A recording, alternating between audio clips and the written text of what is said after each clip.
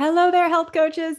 You know what? Each week I realize there's a lot going on. Like I live stream these episodes into our Facebook group, which then gets published to podcasts and then it gets uploaded to YouTube. And then we put that onto my blog and then we share snippets to social media throughout the week. And it's like all this stuff going on. There's a lot of content platforms out there, and I can practically hear you all getting overwhelmed right now. There's just a certain tone. I can hear it right through, right through my computer speakers, even though I can't actually hear any of you.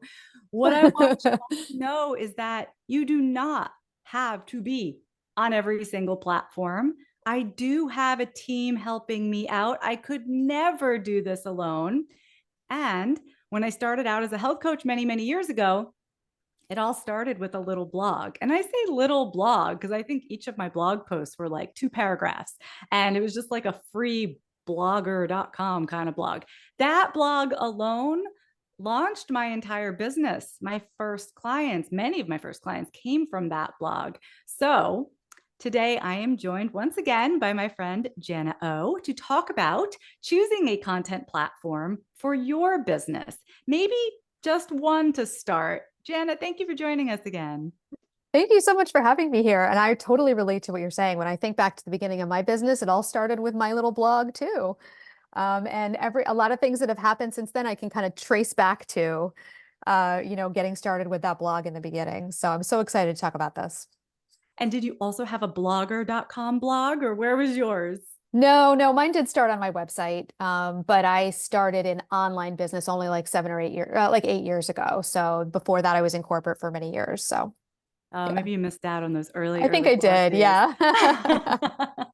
They're funny to look back on. Now, last week in episode 288, we covered how to create and share the right content for your health coaching business. Today, we want to talk about, where are we putting that content once we've created it? And a couple weeks from now, Jana and I are hosting a free training to show you a content creation system that turns you into a go-to expert and brings clients to your door. And you don't want to miss that. It is free, and you can register now at healthcoachpower.com/expert. I'm going to drop that over in the comments here on Facebook. Now, Jana, speaking of go-to expert, you've kind of become our go-to expert around content strategy. So what's your advice for health coaches who are trying to kind of figure out which platform or platforms Yep. should they be on? Where should they be Yeah. showing up? Yeah, my first advice right out of the gate when people ask me that question, and no one who's familiar with you is going to be surprised by this, right? Because it's similar, and you just started to talk about it actually, is to pick your own stack. And when I say stack, I mean like you're just going to pick a few things, right? I mean, there's tons of things out there you could pick, but you're just going to pick a couple, really, like three. That's really the deal. So the way that I think about this is it's a three-pronged stack. I believe that every health coach and every coach really should have one long form content platform. So that's going to be like your headquarters kind of platform where you go deeper and you really show up and you share those things that you know your audience needs to learn and hear and more deeply understand to be ready to buy and hire you as their mentor, as their coach. That one long form platform.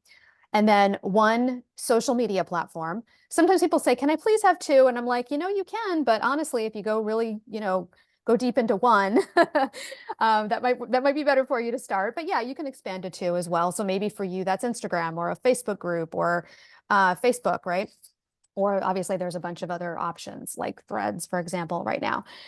And then the third prong is email marketing, right? Michelle and I both believe deeply, it's like the hill we'll both die on, right? That everyone should start their mailing list early on, like as soon as you can start it, because in order to get to the point where you have 100 people on your list that you can share your offers and your content with, and maybe eventually 500 and maybe even more, to get to that point, you have to start with 3 and 10. And so getting started with the email piece is important too. But basically, that's my advice is a three-pronged stack, one long form platform, one social media or short form platform. You can think of it as short form content, and then start your email list. So that's what I say.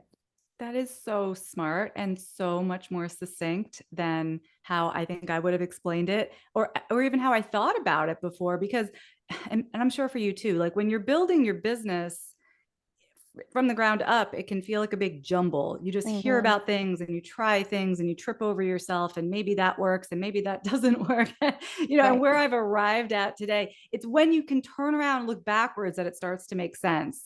And when you just said that, I was like, oh, you've done this. Like,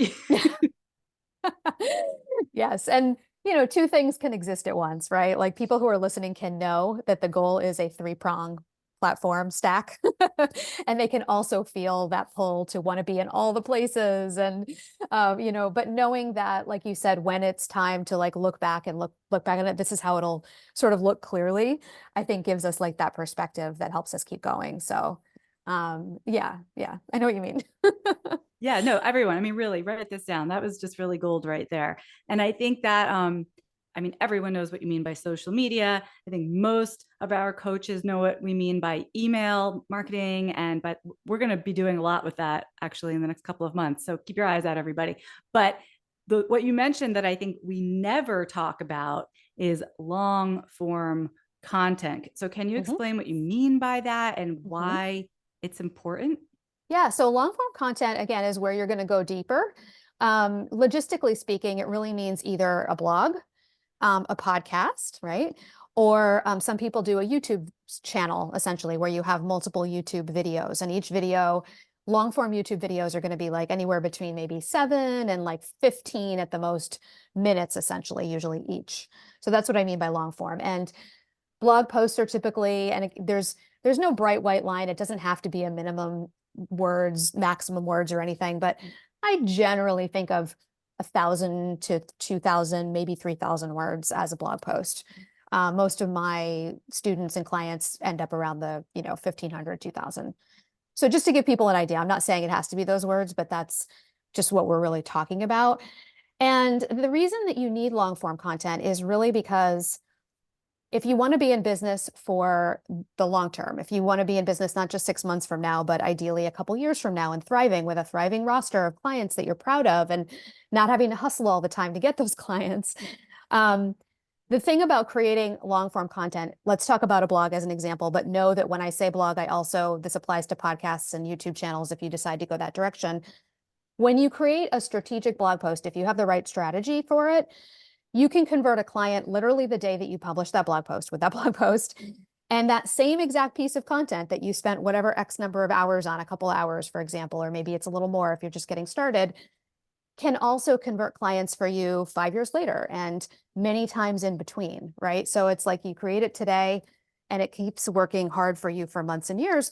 Whereas with social media and short form content in general, we create something and then it's usually just kind of like lost in a fast moving newsfeed, and we need to create something else the next day in order to stay visible and on people's minds. And then don't even get me started on whether people are even seeing it these days, because they say only 10% of people who follow you on Instagram see your content even these days. So that's a whole nother conversation. But basically, there's that piece of it. There's that sustainable marketing strategy that it's going to get easier for you over time.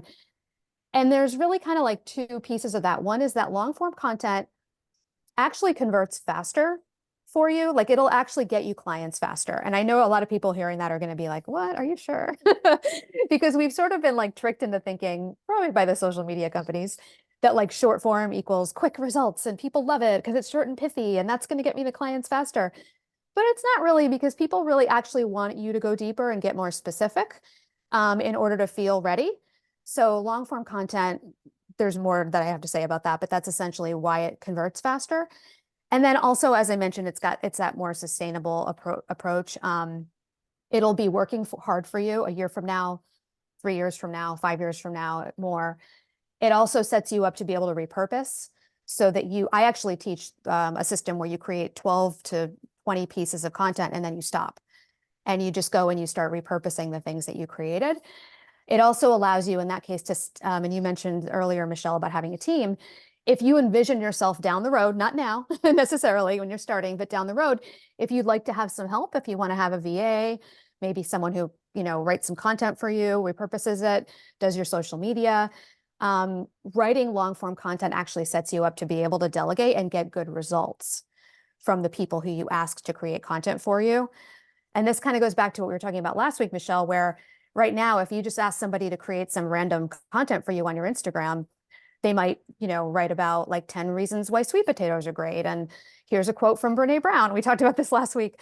But in order for that content to actually be the kind that converts clients, it actually needs to come from your own kind of thought leadership in your brain. So your team, if you're going to delegate content to them, they need it to come from somewhere, so they can use your long form content as like that source content. So it's a little bit of a little tangent, but those are all the reasons why I think long form content really is something that needs to be in everybody's repertoire.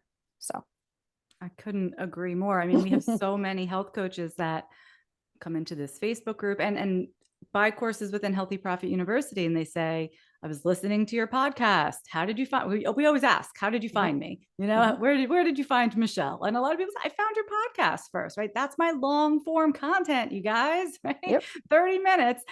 By the way, I was going to ask that for podcasts. A podcast could be like 5 minutes long. Does that still count as long form?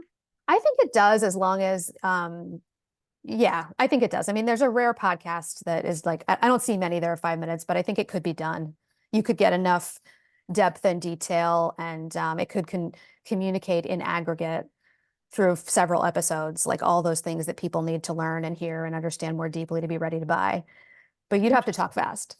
I mean, when you're talking, 5 minutes can feel like it's taking forever. Yeah. I've been doing it a long time, but I know when my students just get started, they're like, how do I fill even 5 minutes? But I think that part of it is that it's longer, right? Like you said, it's more in depth. But the other piece that you mentioned, and this is what I love about long form content in my business, it lasts.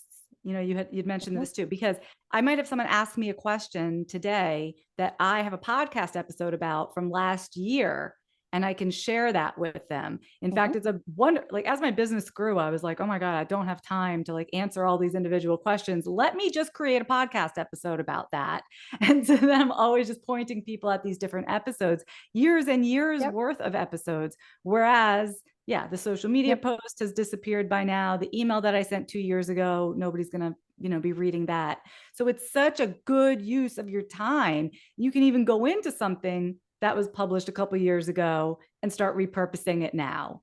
Yep. Yeah, absolutely. So I do that love that. It's like you just own that content forever. It's such it's like a resource bin or like a gold mine for many years to come. Yes, exactly.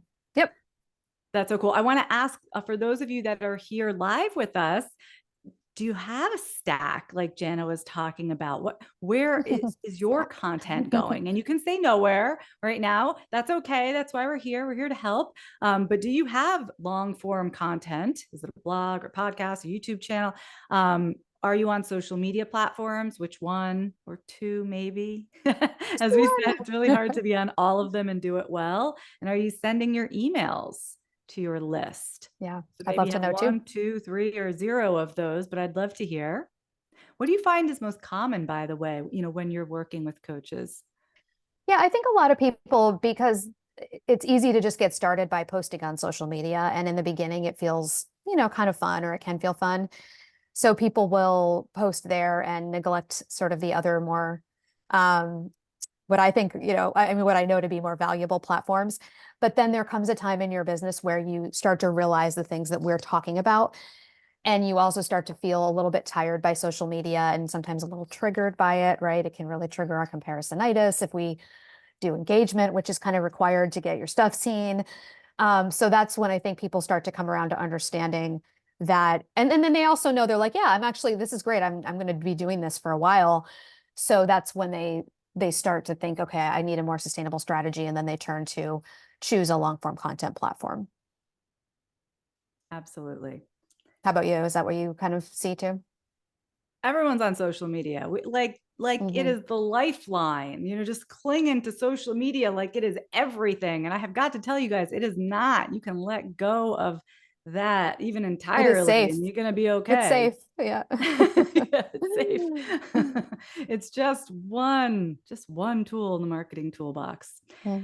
Now, we've talked a little bit about blogs today, and even last week you mentioned, a blog maybe being your top choice for long form content. Yeah. Are people reading blogs? I feel like, again, like I did mine in 2006 and now they've changed so much. And like, why are blogs still a really good idea? Yeah, and I'm so glad you asked that because I guarantee that someone who's listening right now, whether it's on the podcast or in the group, is wondering that. They're like, wait a minute, you guys, right? But so there's two things I like to share when people ask me that. And I could sit here and I could tell you, I could quote the statistics and say, oh, X percentage of people say they read blogs. And I actually just posted on Threads literally the other day and asked this question, like, who's reading blogs? And like literally everyone was like, I am when it's this, I do this, blah, blah, blah, right? So yes, they are. But there's kind of two things I like to remind people of. And one, you're going to appreciate this one a lot, Michelle, because you're like an ad industry gal. There was this guy back in the 60s, very like Mad Men vibes, that TV show Mad Men. Howard Gossman was his name. He's like one of the fathers of advertising. And he said this really powerful thing. He said, people don't read ads. They read what interests them. And sometimes that's an ad. And that's how I feel about blogs, right? That's really the thing is like, we don't really like open up our phones when we're like hanging out with our kids and they're playing in the playground, or we have a couple extra minutes before dinner and be like, what blogs can I read? Like, that's not how we behave anymore. But if we, as the marketers, can get our blogs and our ideas in front of people and say, hey, there's a place for you to learn this and go deeper and I'll solve a problem for you. Or I'm going to show you why you think that this is true, but actually it's totally not. And this is true. Let me explain. And people are like, what? That's fascinating. Those are the things people read, right? They read what interests them. And sometimes that's blogs. So that comes down to us having to make sure that what we're writing is interesting to people, that it's relevant, that it's grabbing their attention, that it's keeping their attention, right? So like the system we're going to be talking about in the training that we're doing is going to be like, how do we do that, right? So that's the first thing. And then I'll also just mention, like, sometimes people come at me with that goldfish myth. You know the one I'm talking about? Have you heard that? The what? The Goldfish thing? goldfish? Yeah. Tell Does it us. sound familiar? Okay. It was like 2013, I think. I was like training in real estate back then. And Microsoft Canada, somehow they got their hands on what they thought was a real study, but it was fake, that said that goldfish have an attention span of 13 seconds. And now humans, apparently, based on this fake study that they didn't think was fake at the time, only have an attention span of 12 minutes. So they were like, it's official. Humans have a lower attention span than goldfish. And it just stuck, and everybody still thinks it's true. But it wasn't true. It was actually this like fake study. And if you Google it now, Microsoft like apologized and all this stuff, but everyone still thinks it's Oh true. my gosh, I did not know that. It's really funny. I still have people tell me that. And so again, it just comes back to the idea. I don't, people's attention spans are not getting shorter. I don't think. It's just that there's more out there competing for our attention. And so again, it just comes back to creating content that's really relevant and connects, with the right people, with your future clients. You don't want to just assume like, oh, no one pays attention to long content, because if you do that, if you buy into that myth, then you're setting yourself up to kind of stay hidden and not have clients. And that's not what we want. So knowing, that that's not really true, we just need to make sure we're paying attention to what it is that we're creating is really the key. You're so right. I mean, blog reading has changed quite a bit since back in 2006. I mean, then we really would subscribe to blogs and have a blog reader, and we would keep up with our blogs. I think, the word blog, that came from this. It was like a diary, like this, a web log. Right. I But wish we these had a days different it's name more, for it now. what's that? I wish we had a different name for it now. Yes, because it almost is a different thing. It just is like you're publishing print, or not print, written content, not video, not audio. It's written content. That's all. Right. But we It's just still articles call on it a your blog. website. Right. Yeah, funny. So you're right. I was thinking, I don't really read blogs, but as you were talking, I was like, oh no, I definitely land on blogs quite a bit. So I want to ask this of our listeners, and for those of you here live with us, what blogs do you find yourself on? Even if you're not reading every single thing that they post, because that's not how we really do it anymore. Like first, food blogs, always getting my recipes. Yep. 9 times out of 10, it's coming from a food blog. I think last night I was on an actual like New York Times recipe, but most of the time they're coming from various food bloggers. So that's a really big one. And then travel blogs. I've been planning a trip to Italy this summer. And I've been on a lot of travel blogs and so grateful for the information that they're giving me about places that I've never been before. So those are 2 big categories. Yep, for sure. sure. You, Jana, Yep. what blogs are you? Definitely lifestyle and health, for sure. I mean, I know when I'm looking for information, I am going to blogs to find solutions to travel, to like lifestyle and health things. And when I am, because I follow a lot of health and wellness coaches because I have a personal interest in it and also because I serve them. So I often will get my interest piqued by one of the promotions that they send out for a blog. Like, for example, they might put something on social to say, hey, I have this blog, or I'll get an email from them or something like that. So if we can get, again, those like teaser messages out, which I do a lot of work on as well with clients and students, especially email wise, and let people know, like, again, this is a place where you can go where I'll solve a problem for you, or I'll give you some ideas that are going to help you get closer to this like identity that you want, or this thing that you know, deeply desire, then, you know, we're all in. And there was something I was going to say about oh, and then also one thing to know too, is that when people go to your website, sometimes when they're vetting you in order to kind of not just vetting you for your expertise, but that's part of it, but also to hear if you know what you're doing, but Mhm. also just to get an idea of who you are and what you value and what your approaches are that might be different from other people. That's another way that people find your blog, right? People think like, oh, how do they find my blog? A lot of times they find it because they're actually looking to try to learn about you, like actively. So having that there is helpful in that scenario too.